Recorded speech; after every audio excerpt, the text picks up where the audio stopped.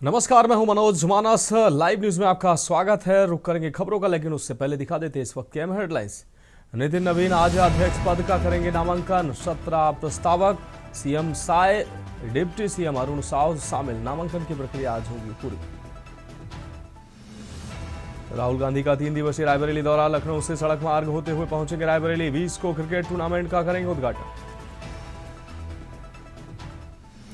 उत्तराखंड में लागू हुई डिटेक्शन प्रणाली। टोल प्लाजा पर अब होगी वाहनों की सघन जांच। वाहनों के दस्तावेज अधूरे होने पर ई डिटेक्शन से कटेगा चालान। रतलाम में चिकलाना गांव में एमडी ड्रग फैक्ट्री का वंडाफोड़। दिलावर खान से पीड़ित लोगों की समस्या सुनेगी पुलिस। मकान से 200 से ज्यादा रजिस्ट्रियां, जमीनों के एग्रीमेंट मिले। बलरामपुर में भीषण सड़क हादसा। सड़क हादसे में 8 लोगों की मौत। झारखंड के लातेहार में हुई घटना, बस पलटने से हुआ हादसा। और कुशीनगर में घरेलू विवाद में पति ने काटा पत्नी का गला। पत्नी की मौत के बाद खुद फंदे में झूला पति। पुलिस कार्रवाई में जुटी। आप देख रहे हैं के न्यूज, खबरों का सारथी। और अब खबरें विस्तार से। अहम खबर देश की राजधानी दिल्ली से है। बीजेपी के राष्ट्रीय अध्यक्ष पद के नामांकन की तैयारी पूरी कर ली गई है। राष्ट्रीय अध्यक्ष पद के नामांकन की पार्टी मुख्यालय में तैयारी पूरी की जा चुकी है।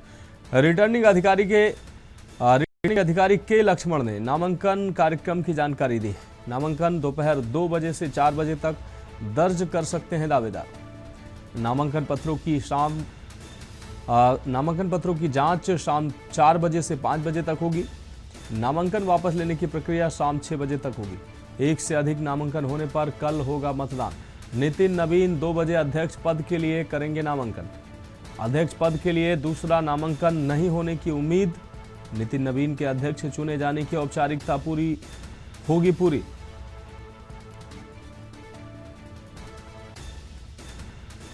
तो एक से अधिक नामांकन होने पर कल होगा मतदान।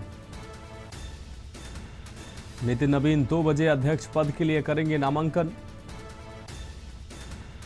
अध्यक्ष पद के लिए दूसरा नामांकन नहीं होने की उम्मीद।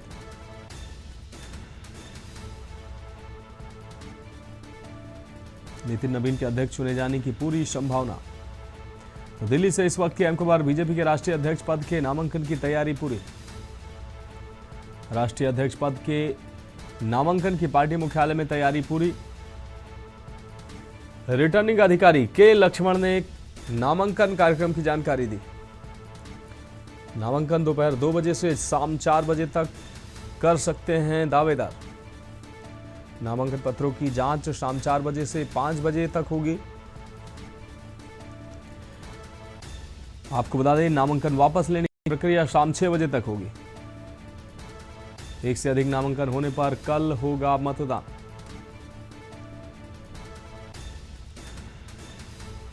नितिन नवीन 2 बजे अध्यक्ष पद के लिए करेंगे नामांकन। एक से अधिक नामांकन होने पर कल होगा मतदान।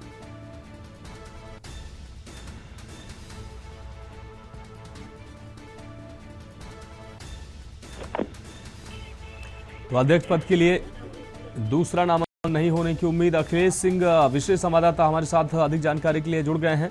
अखिलेश जी, नितिन नवीन के अध्यक्ष चुने जाने की औपचारिकताएं पूरी होनी है। बीजेपी के राष्ट्रीय अध्यक्ष पद के नामांकन की तैयारी पूरी हो गई है। क्या कुछ अहम जानकारी सामने आई है? नितिन नवीन का अध्यक्ष चुना जाना लगभग तय माना जा रहा है। देखिए मनोज, बीजेपी के राष्ट्रीय अध्यक्ष पद के लिए आज चुनाव की प्रक्रिया का अंतिम दौर चल रहा है और इस मौके पर कहा जाता है कि बीजेपी की तरफ से आज नामांकन का समय के लक्ष्मण, जो भारतीय जनता पार्टी के चुनाव अधिकारी हैं, सहयोगी के तौर पर रेखा वर्मा है और अन्य लोग भी शामिल हैं।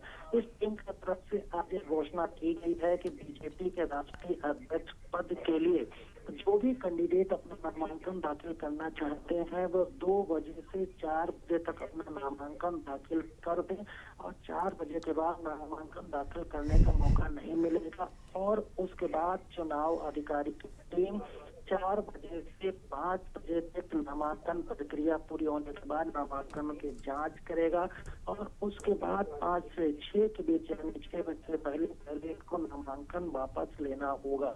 अगर कोई दावेदार एक से फिलहाल जहां तक अभी है कि भारतीय जनता पार्टी की तरफ से एकमात्र उम्मीदवार बात के तौर पर नितिन नवीन सामने आए हैं और उन्हीं का नामांकन 2 बजे के आसपास दाखिल किया जाएगा और उसके बाद नामांकन की जांच होगी। नामांकन वापस होने की कोई संभावना नहीं और ना ही किसी दूसरे के नामांकन की प्रक्रिया की बात सामने आई और ना ही कोई कैंडिडेट अभी तक नजर आ रहा है कि वो अपना दावा ठोक के पद के लिए नामांकन भरे।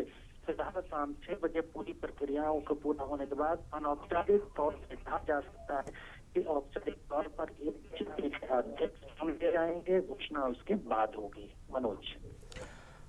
बिल्कुल अखिलेश जी, अगर देखा जाए जिस तरीके से नामांकन वापस लेने, नामांकन दाखिल करने का समय जरूर निर्धारित किया गया, लेकिन ये संभावना ना के बराबर है कि कोई दूसरा नामांकन दाखिल होगा और नामांकन फिर वापस लिया जाएगा। अगर ऐसी स्थिति में अगर नामांकन कोई दूसरा दाखिल नहीं होता तो कल चुनाव भी नहीं होगा और राष्ट्रीय अध्यक्ष पद पर नितिन नवीन की जो है वो ताजपोशी हो जाएगी।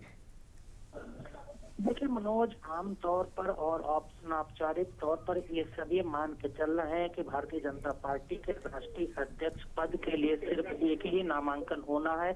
वो नामांकन नितिन नवीन को होगा। नितिन नवीन ही 2 बजे अपना नामांकन दाखिल करेंगे। लेकिन चुनावी प्रक्रिया है, बीजेपी पार्टी का अपना एक संविधान है और संवैधानिक प्रक्रिया के तहत कोई भी नामांकन दाखिल कर सकता है। नामांकन की जांच होगी, जांच होने के बाद वापसी का समय होगा। वो सारी प्रक्रियाएं बीजेपी के संविधान के मुताबिक सभी फॉलो की जाएंगी ताकि किसी तरह का किसी को कोई सवाल उठाने का मौका ना दिया जाए। फिलहाल ये मानकर चली और मानकर चला भी जा रहा है कि नितिन नवीन के अलावा कोई भी दूसरा नामांकन नहीं होगा और शाम 6 बजे के बाद उनका औपचारिक तौर पर ताजपोशी का ऐलान हो जाएगा और उनको अध्यक्ष पद के ताजपोशी किस दिन वो अपना चार्ज ग्रहण कब करेंगे, इन तमाम चीजों की घोषणा शाम को 6 बजे हो जाएगी। फिलहाल जो नामांकन की प्रक्रिया है 6 बजे तक उनके अनौपचारिक तौर पर अध्यक्ष चुने जाने की घोषणा भी हो जाएगी क्योंकि कोई भी दूसरा नामांकन दाखिल नहीं हो रहा है। मनोज। बिल्कुल अखिलेश जी, इस तमाम जानकारी के लिए आपका बहुत शुक्रिया। तो दिल्ली से अहम खबर, बीजेपी के राष्ट्रीय अध्यक्ष पद के नामांकन की तैयारी पूरी।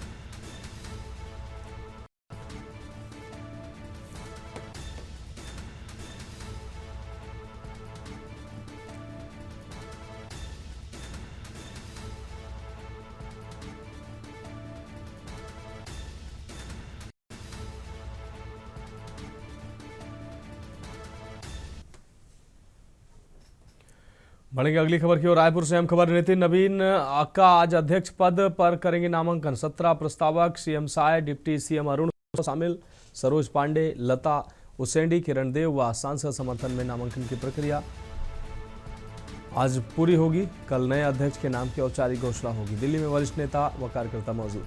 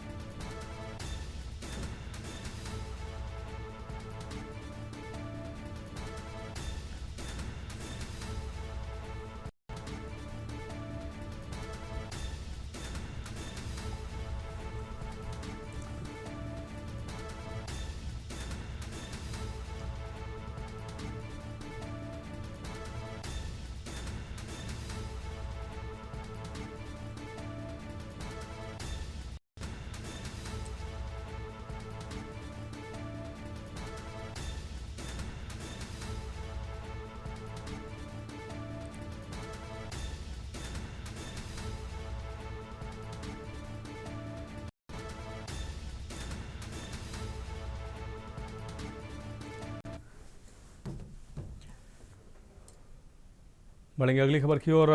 बलरामपुर में भीषण सड़क हादसे में 8 लोगों की मौत हुई है। झारखंड में लातेहार में हुई ये घटना। उरसा घाटी में बड़ा सड़क हादसा हुआ। बस पलटने से हुआ यह हादसा।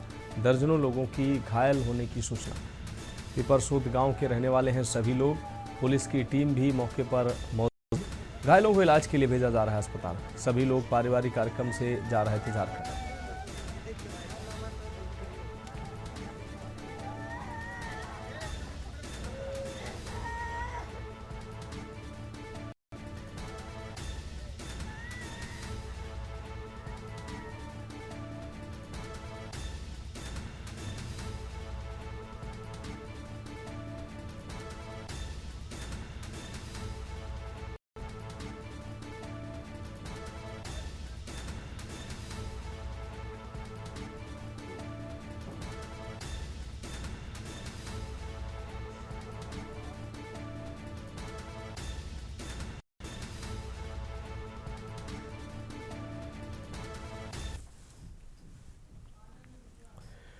तो सभी लोग पारिवारिक कार्यक्रम से जा रहे थे झारखंड।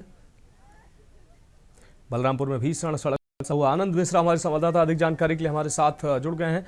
आनंद, बलरामपुर में भीषण सड़क हादसा हुआ है जिसमें 8 लोगों की दुखद मौत हुई है। कैसे यह हादसा हुआ है? जी सर, ये बलरामपुर जिले से झारखंड राज्य के लातेहार जिला में हुई है। ये लोग सब किसी पारिवारिक मतलब परिवार सहित ये लोग किसी कार्य में जा रहे थे वहाँ कार्यक्रम में, और वहाँ स्कूल बस है, ये पलटने से दुर्घटना को, जिसमें 8 लोग तो बताया जा रहा है, परंतु हम वहाँ एक व्यक्ति से पता किया गया तो बताया कि 6 लोग की एसडीएम के द्वारा बताया गया है कि उसमें 6 लोग की मृत्यु हुई है। आनंद, इस तमाम जानकारी के लिए बहुत शुक्रिया आपका। तो 8 लोगों की मौत हुई। सभी लोग पारिवारिक कार्यक्रम से झारखंड जा रहे थे। बलरामपुर में भीषण सड़क हादसा हुआ है। सड़क हादसे में 8 लोगों की मौत हुई है। झारखंड के लातेहार में हुई है यह घटना।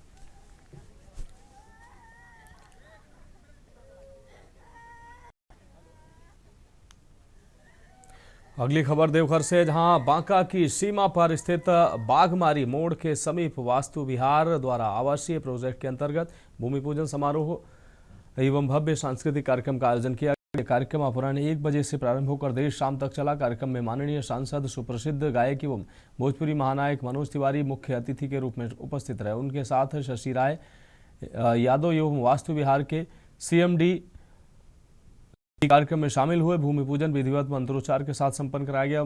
पूजन के पश्चात मनोज तिवारी ने अपनी शानदार प्रस्तुति से उपस्थित जनसमूह को मंत्रमुग्ध कर दिया। उन्होंने भोजपुरी और हिंदी गीतों के साथ अपनी चर्चित रचनाएं प्रस्तुत की, जिस पर दर्शक झूमते नजर आए। अभिनेत्री एवं गायिका शुभी शर्मा ने भी अपने लोकप्रिय गीतों से समा बांधा। वास्तु विहार प्रबंधन ने बताया कि ये प्रोजेक्ट क्षेत्र के विकास, रोजगार सृजन और आधुनिक आवासीय सुविधा प्रदान करने की दिशा में एक महत्वपूर्ण कदम है।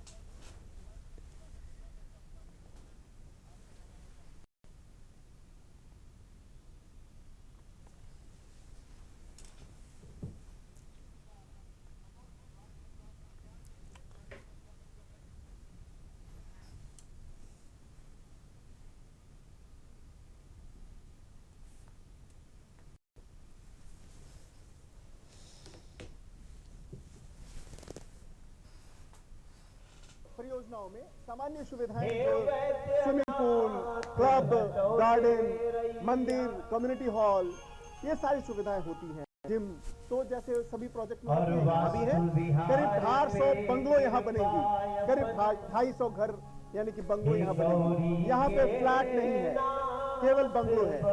तो ये इसकी खासियत है कि ये प्योरली बंगलो प्रोजेक्ट है। ये वास्तु विहार के देवघर का फेज 3 है और अगर पूरे देश में जहाँ जहाँ वास्तु विहार काम करता है, घर बना रहा है, हम केवल घर नहीं बनाते, हम टाउनशिप बनाते हैं। और ये इसके पहले 175 हो चुका है, ये 176वां 176, और उसमें लगभग 130 हम लोग हैंड ओवर कर चुके हैं।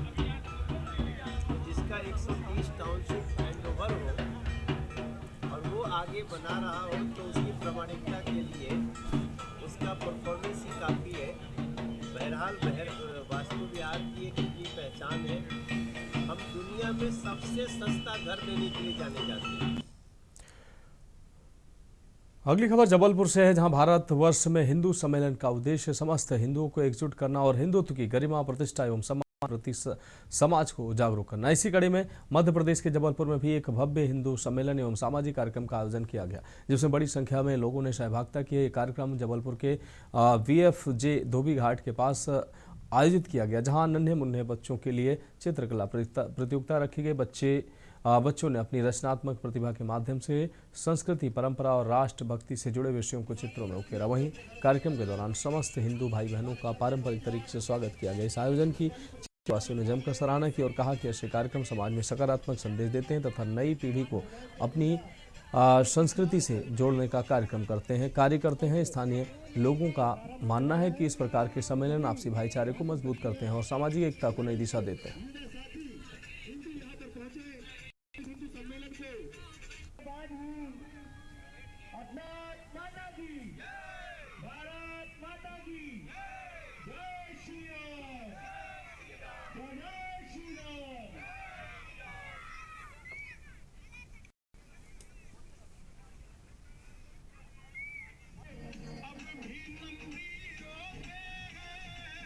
माता की जय। ये जो हिंदू सम्मेलन आप देख रहे हैं, ये हिंदू सम्मेलन समाज को जगाने के लिए, हिंदुओं को संगठित करने के लिए और जो हमारा सनातन धर्म है, सनातन धर्म के विषय में घर घर तक और ये इस पीढ़ी से दूसरी पीढ़ी में ये सारे विषय ट्रांसफर हों, इसलिए ये हिंदू सम्मेलन किया गया है, समाज के द्वारा किया गया है। मेन विषय इसका ये है कि ये बस्ती बस्तियों में कार्यक्रम हो रहा है, नगर का एक कार्यक्रम नहीं है। प्रत्येक घर में हिंदू समाज को सनातन धर्म के विषय में, हमारी संस्कृति के विषय में, स्वदेशी के विषय में, कुटुंब प्रबोधन, ऐसे कुछ 4-5 बिंदु हैं, पर्यावरण, उनके विषय में ये जानकारी देने हेतु हिंदू सम्मेलन का आयोजन किया गया है। आज ये जो कार्यक्रम हो रहा है अयप्पा बस्ती इंदिरा नगर में, ये कार्यक्रम अपन हिंदुओं को एक करने के लिए, संगठित रहने के लिए मैसेज जा रहा है। मैं चाहता हूँ कि अपना समाज जो है सब एक होकर रहे और अभी कहीं घर नहीं जाएंगे और इस कार्यक्रम को भव्य बनाएं। हिंदू एक रहेंगे तो नेक रहेंगे, इसीलिए ये कार्यक्रम किया गया है। और ये बच्चों की प्रतियोगिता करवाई गई है, ड्राइंग प्रतियोगिता। अपने आप को सनातनी मानने पर या सनातनी होने पर गौरवान्वित महसूस करता हूँ। आज हम सब अयप्पा बस्ती इंदिरा नगर धोबी घाट परिसर में विराट हिंदू सम्मेलन कार्यक्रम के माध्यम से समस्त हिंदू सनातनी भाइयों का आह्वान करते हैं कि आज के इस कार्यक्रम को भव्यता आपके ही माध्यम से, आप सभी सनातनी भाइयों बहनों के माध्यम से ही मिलेगी।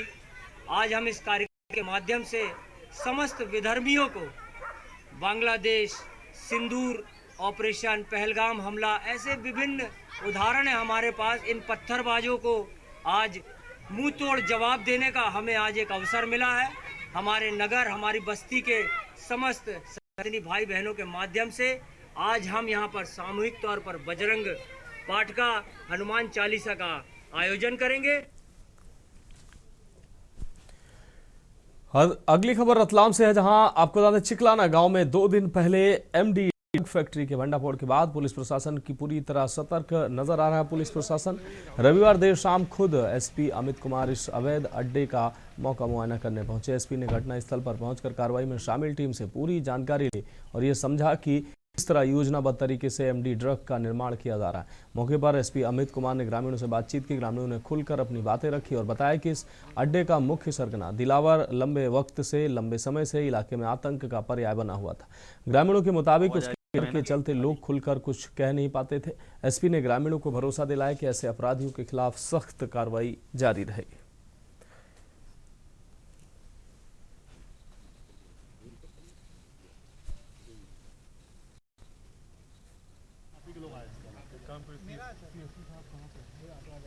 मेरे पास है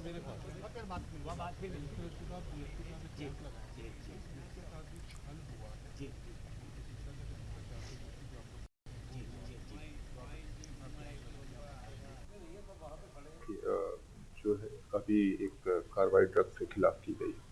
इसी के तत्वावधान में कई सीजर्स हुए हैं। आज जो है मेरे द्वारा जो है मेरे अधीनस्थ अधिकारी को अवगत कराया गया कि एक मौके का इंस्पेक्शन किया जाएगा। उसी का तत्वावधान में आज मैं आया था, मौके का इंस्पेक्शन कर रहा था कि किस तरीके से कहाँ से सीजर्स हुए थे, ताकि मेरे द्वारा सुपरविजन नोट जारी किया जा सके। और ये बहुत इम्पोर्टेंट है कि आगे भी हमने निर्देशित किया है कि जो भी इसमें लोग आरोपी हैं, ड्रग्स का मामला है, जो भी सभी को आरोपी बनाया जाए और साथ ही साथ चाहे कोई आई कार्ड जब्त हुआ हो या कोई वन्य प्राणी हो, सभी को जो है लॉजिकल कंक्लूजन तक पहुंचाया जाए। खबरों में वक्त एक ब्रेक का, जल्द हाजिर होंगे।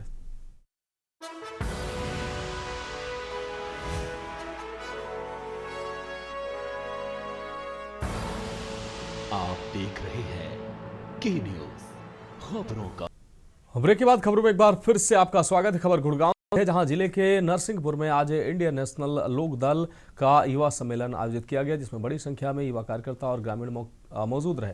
सम्मेलन को संबोधित करते हुए इनेलो नेता करण चौटाला ने हरियाणा की मौजूदा स्थिति पर गंभीर सवाल उठाए। उन्होंने कहा कि देश में बेरोजगारी और भ्रष्टाचार चरम पर है और मौजूदा भाजपा सरकार युवाओं के भविष्य को लेकर पूरी तरह असंवेदनशील बनी हुई है। करण चौटाला ने आरोप लगाया कि हरियाणा में हजारों पद खाली पड़े हैं, लेकिन सरकार समय पर भर्तियां नहीं कर रही है। उन्होंने कहा कि सरकार भर्तियों की घोषणा तो करती है, लेकिन बाद में किसी न किसी बहाने उन्हें रद्द कर देती है, जिससे युवाओं में निराशा और आक्रोश बढ़ रहा है। उन्होंने युवाओं से संगठित होकर अपने अधिकारों के लिए आवाज उठाने का आह्वान किया।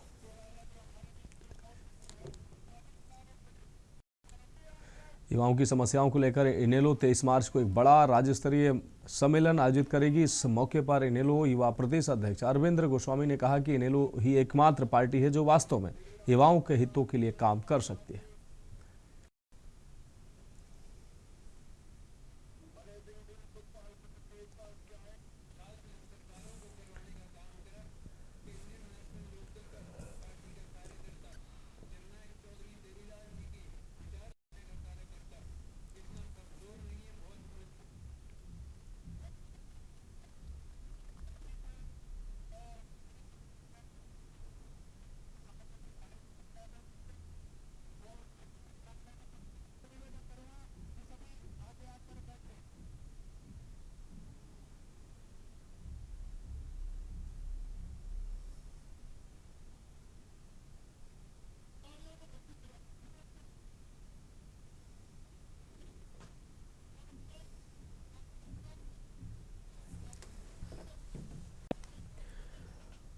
खबर सिरसा से है, जहां पंजाबी सिंह मनकीरत औलख सिरसा के गुरुद्वारा श्री चिल्ला साहब पहुंचे और माथा टेक कर शीश नवाया। पंजाब में बाढ़ पीड़ितों की सहायता के लिए ट्रैक्टर देने की मुहिम को आगे बढ़ाते हुए मनकीरत औलख ने सिरसा में गुरुद्वारा चिल्ला साहब को एक ट्रैक्टर दिया। मीडिया से बातचीत में मनकीरत औलख ने बताया कि पंजाब में बाढ़ पीड़ितों की मदद के लिए पहले भी उन्होंने ग्लोबल सिख को ट्रैक्टर दिए थे। वहीं अब हरियाणा और राजस्थान के 10 ऐतिहासिक गुरुद्वारा साहिब को ट्रैक्टर देने का निर्णय उनकी टीम द्वारा लिया गया है, जिसके चलते वो सिरसा के गुरुद्वारा श्री चिल्ला साहब पहुंचे।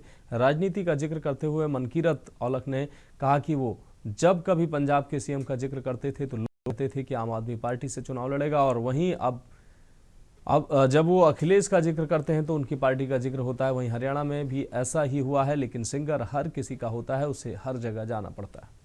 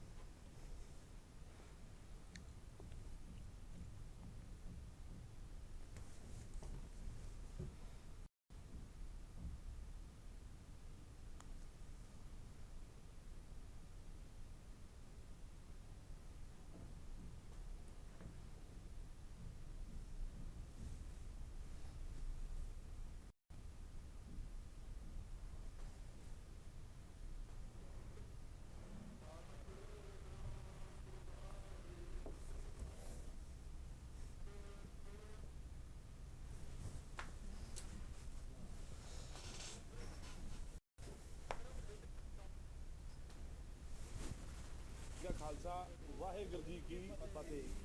सो हड़ां दे दौरान ਆਪਾਂ ਪੰਜਾਬ ਦੇ ਜਿਵੇਂ ਹਰਿਆਣੇ ਦੇ ਨੌਜਵਾਨ ਪੰਜਾਬ ਨਾਲ ਖੜੇ ਹੜਾਂ 'ਚ ਘਰ ਘਰ ਜਾ ਕੇ ਜਿੱਥੇ ਵਾਹਿਗੁਰੂ ਜੀ ਕੀ ਫਤਿਹ। ਸੋ ਹੜਾਂ ਦੇ ਦੌਰਾਨ ਆਪਾਂ ਪੰਜਾਬ ਦੇ ਜਿਵੇਂ ਹਰਿਆਣੇ ਦੇ ਨੌਜਵਾਨ ਪੰਜਾਬ ਨਾਲ ਖੜੇ ਹੜਾਂ 'ਚ ਘਰ ਘਰ ਜਾ ਕੇ ਜਿੱਥੋਂ ਤੱਕ ਸਾਡੇ ਤੋਂ ਪਹੁੰਚਿਆ ਗਿਆ ਸੀ ਪਹੁੰਚੇ, ਆਪਦੇ ਭੈਣ ਭਰਾਵਾਂ ਨਾਲ ਖੜੇ। ਸੋ ਇਹਦੇ ਵਿੱਚ ਸਾਡੀ ਟੀਮ ਨੇ, ਸਾਡੀ ਸਾਰੀ ਟੀਮ ਸਾਰੇ ਭਰਾ ਨਾਲ ਬਹਿੰਦੇ ਸੀ। ਸਾਡੀ ਟੀਮ ਨੇ ਟਰੈਕਟਰ ਦੇਣ ਬਾਰੇ ਸੋਚਿਆ। ਸੋ ਅਸੀਂ ਹੜਾਂ ਦੇ ਵਿੱਚ ਅਸੀਂ ਟਰੈਕਟਰਾਂ ਦੀ ਸੇਵਾ ਕੀਤੀ। ਹੁਣ ਹਾਰਟ ਥੋੜਾ ਜਿਹਾ ਡਾਊਨ ਆ। ਹੁਣ ਅਸੀਂ ਵੀ ਜਿਵੇਂ ਪਹਿਲਾਂ ਕੀਤਾ ਸੀ ਪਿੰਡ ਦੀਆਂ ਕਮੇਟੀਆਂ ਨੂੰ ਦੇਵਾਂਗੇ, ਪਹਿਲਾਂ ਅਸੀਂ ਉਹਨਾਂ ਨੂੰ ਦਿੱਤਾ ਸੀ ਜਿਹੜੇ। अगली खबर फरीदाबाद से है, जहां बल्लभगढ़ सोहना पर सेक्टर 52 के पास तेज गति से आते पानी के टैंकर से संडे बाजार के पास साइकिल से घर लौट रहे युवक को कुचलकर मौत के घाट उतार दिया। लोगों का आरोप है कि यह अवैध रूप से लगने वाला बाजार है, जिसके कारण दुर्घटना होती है। फिलहाल पुलिस ने मृतक के शव पोस्टमार्टम के लिए मोर्चरी में भिजवाया। सड़क पर खून से लथपथ पड़ा सेक्टर 23 का रहने वाला ये प्रदीप, जिसकी कल देर शाम पानी के टैंकर से कुचलकर मौत हो गई। प्रदीप शाम को ड्यूटी से घर वापस लौट रहा था, इसी दौरान यह हादसा हुआ। साइकिल से आ रहा था और टैंकर ने इसके ऊपर चढ़ा दिया और भीड़ ने रोकने की कोशिश की तो भीड़ को भी ऊपर उसने चढ़ाने की कोशिश की है। दूसरा, ये साइकिल से आ रहा था और टैंकर ने इसके ऊपर चढ़ा दिया और भीड़ ने रोकने की कोशिश की तो भीड़ को भी ऊपर उसने चढ़ाने की कोशिश की है। दूसरा ये है कि हमने कई बार प्रशासन को लिख के दिया है। हम एज ए RWA के प्रधान और सारे सेक्टरवासी पुलिस प्रशासन के पास गए, पार्षद के पास गए, MLA के पास गए। मुझे नहीं लगता ये किसी एक की वो है, सबकी मिली भगत है और सबको कमीशन मिलता है। किसी की जान जाए, हमारे सेक्टर में बड़े बुजुर्ग लोग रहते हैं, इनको कहीं आवश्यकता पड़ेगी संडे को या किसी बच्चे को हॉस्पिटलाइजेशन हो जाते हैं तो हमें बड़े परेशानी होती है।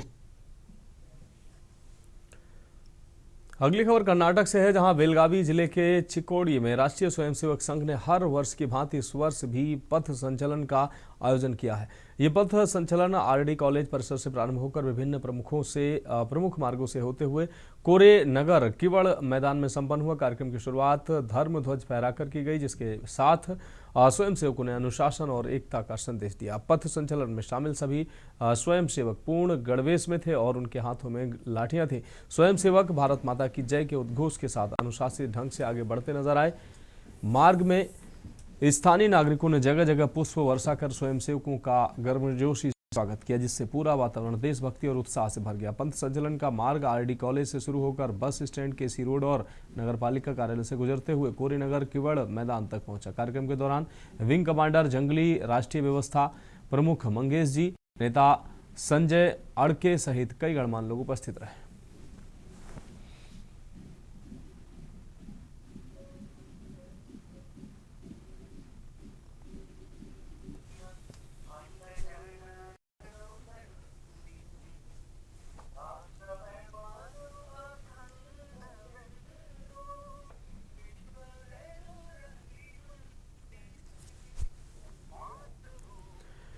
औरैया से हम जहां पूर्व ब्लॉक प्रमुख राजकुमार दुबे ने जरूरतमंद परिवारों को कंबल वितरित किए हैं। पत्नी क्षेत्र से जिला पंचायत सदस्य होने के नाते जनसेवा में सक्रिय भूमिका निभा रही हैं। आपको बता दें, शिहोली, कसापाल, रहेटली सहित कई गांवों में कंबल वितरित किया। वितरण का यह अभियान चलाया गया। कड़ाके की ठंड से राहत दिलाने के उद्देश्य से गरीब व असहायों को सहायता दी गई। कंबल वितरण के दौरान गांववासियों की जन समस्याएं भी मौके पर सुनी गई। ग्रामीणों ने सड़क, पानी, बिजली व अन्य सामान्य सी समस्याओं से अवगत कराया। समस्याओं के शीघ्र समाधान का भरोसा जनप्रतिनिधियों द्वारा दिया गया।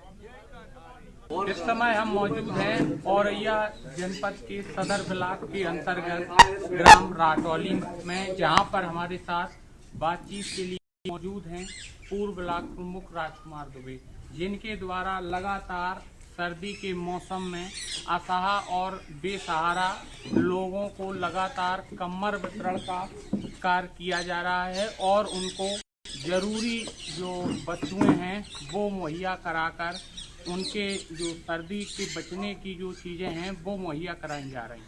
उनसे बातचीत करेंगे कि किस तरीके से ये अभियान चल रहा है और लगभग कितने कम्बल वितरित हो चुके हैं और क्या क्या जो आवश्यक वस्तुएं हैं वो उपलब्ध कराई गई हैं। क्या कहना चाहेंगे आप, जिस तरीके से लगातार अभियान चल रहा है और अभी तक कितने कम्बल वितरित हो चुके हैं और कब से कब तक ये अभियान चलेगा? जी, सबसे पहले तो नमस्कार। देखिए, ये सर्दी का सीजन है और हम लोग बिहारांचल के लोग हैं। लगातार यहाँ सर्दी का प्रकोप चलता है और हमारा ये जो कम्बल वितरण का कार्यक्रम है, ये राजनीतिक कार्यक्रम नहीं है। ये जनता के प्रति समर्पण है, जनता के बीच में जाना है और जनता के बीच में हम रहते हैं। ये कोई प्रथम वर्ष नहीं है। हम अनवरत रूप से हर वर्ष इस तरह के अपने क्षेत्र में औरैया जिले में जहाँ भी हमें आवश्यक लगता है, मैं वहाँ पहुँचकर ये अपना सेवा भाव मानता हूँ। कम्बल वितरण कोई बहुत बड़ा हम वो नहीं कर रहे, लेकिन एक सेवा भाव है। लोगों के बीच में पहुँचना हो जाता है, लोगों की समस्याएं सुनने का भी मौका मिल जाता है और जनता जनार्दन के दर्शन भी हो जाते हैं। अगर हाल ही के दिनों में बात करें तो लगातार पिछले बाढ़ में भी आपके द्वारा मदद की गई, तो जो ये कार्य चल रहा है सेवा भाव का, इसकी प्रेरणा कहाँ से मिली आपको? देखिए, हम चूँकि राजनीतिक व्यक्ति भी हैं, आप कह सकते हैं, लेकिन राजनीति हमारा व्यापार नहीं है। हम एक विशुद्ध व्यापारी भी हैं। दूसरा, जनता के बीच में जो हमारे माँ बाप ने हमें संस्कार दिए हैं, जो सिखाया है, वही हम जनता के सामने परोसने का प्रयास करते हैं। चूँकि हमारा बिहार का जो क्षेत्र है बहुत पिछड़ा क्षेत्र, औरैया जिले का सबसे अगर पिछड़ा क्षेत्र है, तो इस समय जहाँ आप लोग बैठे हैं, यमुना के किनारे की ये पूरी पट्टी बहुत ही पिछड़े क्षेत्र में आती है। तो स्वाभाविक रूप से है कि हमें लोगों के बीच में जाना होता है। और रही बात प्रेरणा की, तो प्रेरणा देने वाला भी ईश्वर है। उनकी प्रेरणा से ये सब और माँ बाप के आशीर्वाद से हम लोग प्रयास करते हैं कि हम लोग लोगों के बीच में पहुँचे। सर, आपके द्वारा बताया गया कि व्यवसाय के बाद राजनीतिक भी एक क्षेत्र है आपका और पंचायत चुनाव पास में है। लगातार लोग और जो जनता की आवाज़ है वो जनपद का प्रथम नागरिक जैसे जिला पंचायत अध्यक्ष की बात कर रहे हैं। मान लीजिए आप जिला पंचायत अध्यक्ष हो जाते हैं तो फिर क्षेत्र में क्या क्या विकास अलग से होगा? ये भविष्य का प्रश्न है। राजनीतिक, मैंने अभी कहा कि ये राजनीतिक, इसको परिदृश्य हम ना कहें, क्योंकि ये हम परिवार में बैठे, ये हमारा क्षेत्र, हमारा परिवार है। चुनाव कल होंगे, परसों होंगे, एक वर्ष बाद होंगे, हमें नहीं पता, लेकिन जनता के बीच में रहना हमारा कर्तव्य है, हमारा धर्म है। और जैसा कि आपने कहा, ये आगे का विषय है। रही बात विकास की, तो मैं अभी वर्तमान में, मेरी पत्नी यहाँ जिला पंचायत सदस्य है। लोग जानते हैं कि जो जिला पंचायत से संभावनाएं रहती हैं क्षेत्र में, आप लोगों को ये पता होगा, 20 सड़कें इस क्षेत्र में जिला पंचायत के द्वारा निर्मित हुई हैं और आगे चुनावी दृष्टिकोण हो सकता है अहम, लेकिन विकास निश्चित रूप से जारी रहेगा।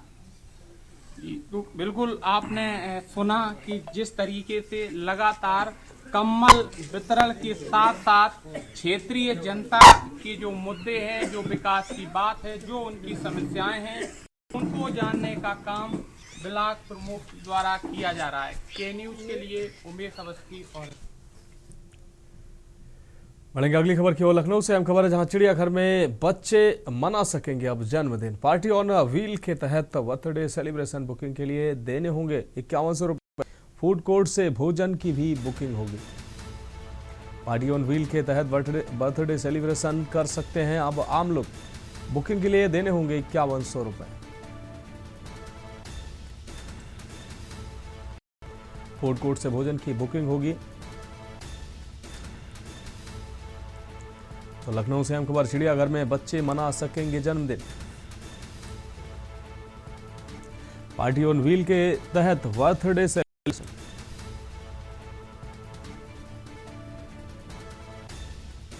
बुकिंग के लिए देने होंगे 5100 रुपए।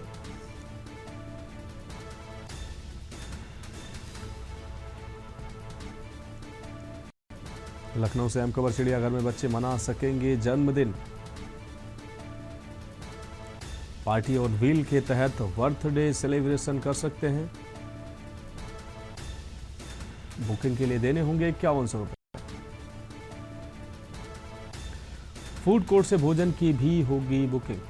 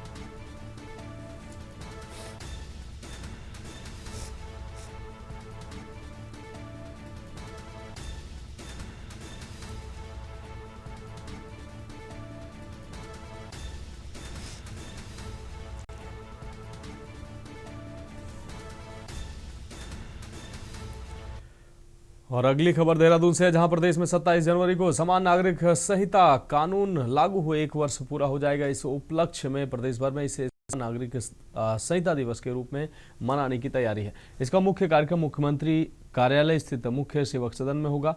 वहीं शासन ने सभी जिलों को अपने अपने स्तर से इस दिवस को मनाने के निर्देश जारी कर दिए हैं। इसके तहत आमजन को समान नागरिक संहिता कानून के प्रति जागरूक भी किया जाएगा। वहीं भाजपा विधायक विनोद चमोली ने बताया कि उत्तराखंड सरकार ने सभी नागरिकों को समान अधिकार देने के उद्देश्य से समान नागरिक संहिता कानून बनाया है। प्रदेश में 27 जनवरी 2025 को समान नागरिक संहिता कानून लागू किया था। ऐसा करने वाला उत्तराखंड आज़ादी के बाद पहला आपको बता दें राज्य बन जाएगा। निश्चित ही यूसीसी दिवस हर्षोल्लास के साथ पूरे प्रदेश में मनाया जाना चाहिए।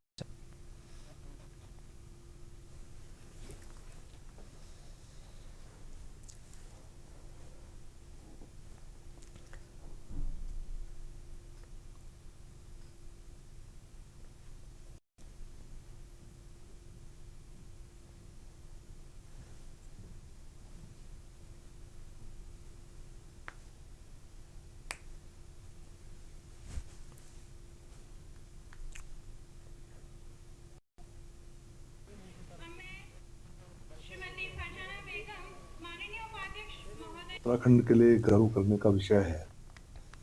इस संविधान की भावनाओं को ध्यान में रखते हुए उत्तराखंड ने पहली बार राज्य में यूसीसी लागू किया और अपने आप एक पायनियर स्टेट बना। तो 27 तारीख को, क्योंकि वो दिन था जब यूसीसी यहाँ पर आगे हमने बढ़ाया इस काम को, तो 27 तारीख को उसको लेकर एक आयोजन यहाँ पर हो रहा है। उसको बड़े हर्षोल्लास के साथ मनाया जाएगा क्योंकि उत्तराखंड ने इतिहास रचा है।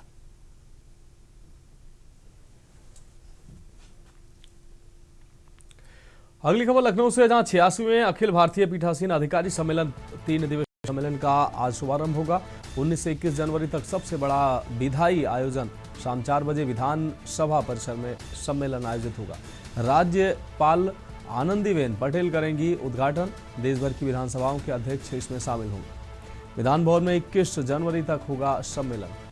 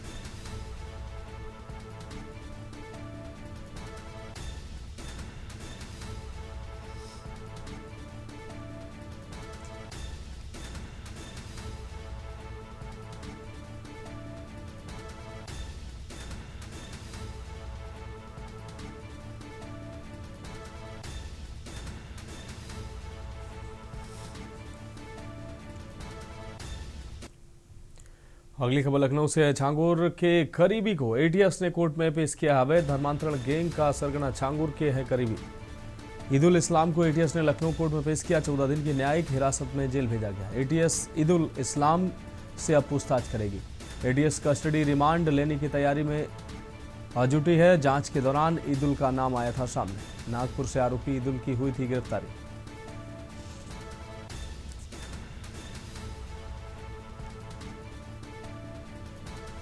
एटीएस ईदुल इस्लाम से अब पूछताछ करेगी।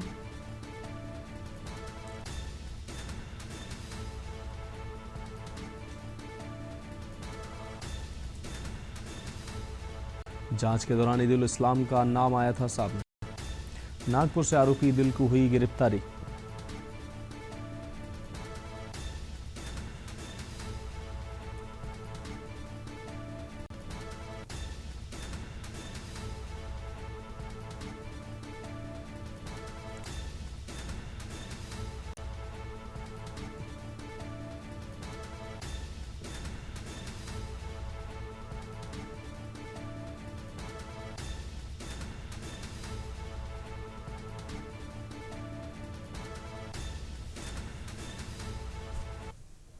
फिलहाल खबरों में अभी के लिए मेरे साथ इतना ही। मुझे दीजिए इजाजत और आप देखते रहिए के न्यूज़ इंडिया।